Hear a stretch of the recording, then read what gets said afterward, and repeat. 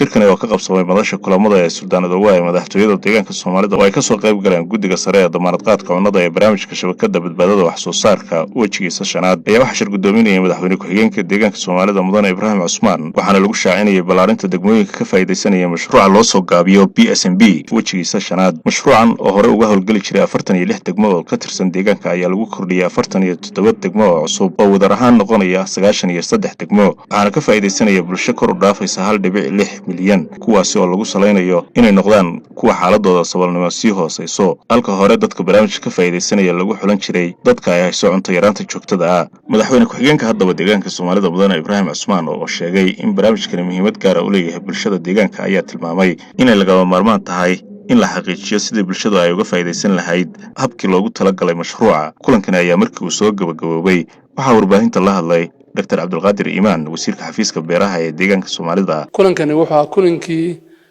guddiga hagidda damaanad qaadka cuntada ee deegaanka waxaana laga hadlayay 3 ajende oo ku saabsan mashruuca badbaadada shabakada wax soo saarka loo yaqaan ama Product Safety Net 3 ajende laga hadlay mid waxa warbixintii waxa qabadka mashruuca 2013 in laga doodo lana ansixiyo midna waxa in qorshaha 2014 kala ansixiyo midda saddexaadna waxay 47 degmo cusub mashruuca ku soo biiray iyagana in la ansixiyo warbixintii marka waa la bogaadiyay wax shaqooyin badan oo fiican la qabtay dhalina ay jiraan dhalinahan in la sax loo baahan yahay dhinaca qorshaha markaan eegno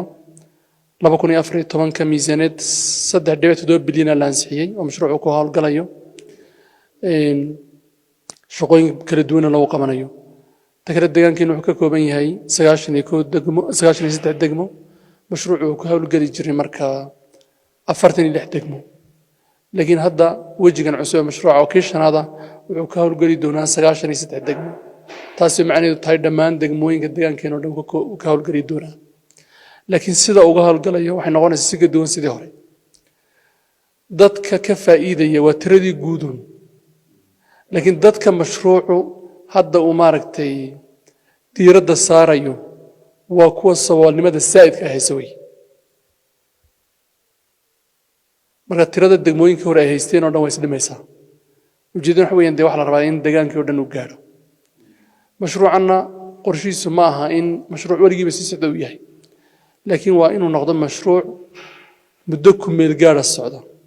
kadibna dadku ay ka kabtaan oo isku filnaadaan marka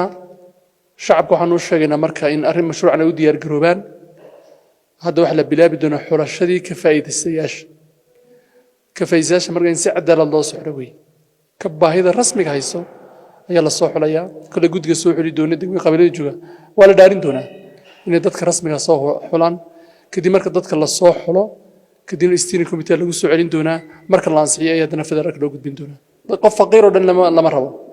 كسبولنimada saayidkaas ayaa mashruucan u adeegaya labana loo criteria shuruudo cad oo yaala jira oo kulay intaan la xulin shacabka loo soo bandhigi doono maamulada loo sheegi doono laba nooc oo qaybsama mid waxa weeyaan dad way shaqayn doonaan shaqada ay qabtaan markay qabtaan ma raashin ama lacag helaan si caadiga kuwa curyaamiinta ama dadka xanuunsan ee xanuunka maaragtay inay ka bogsan la filayo kuwana kaalmo joogto helayaan mashruucu de faa'iidooyin badan buu leeyahay kow dadkan dhibaatooyinka ka qaba ka xanuunsan ka curyaanka ka agoonta dee wuxuu siinayaa gargaar joogta oo qoys maaragtay rafaadsanaa buu maaragtay noloshooda ka taraya ta kale bulshadu waxyaalaha u baahan tahay buu qabanaya tusaale dhulka webiyadu kale wuxuu ka sameynayaa maangadyada biyo maraan beeraha lagu waraabsado iskuuluu dhisayaa barkaduu sameynayaa wadooyin buu sameynayaa waxyaalo badan dadku u baahan yihiin buu qabanaya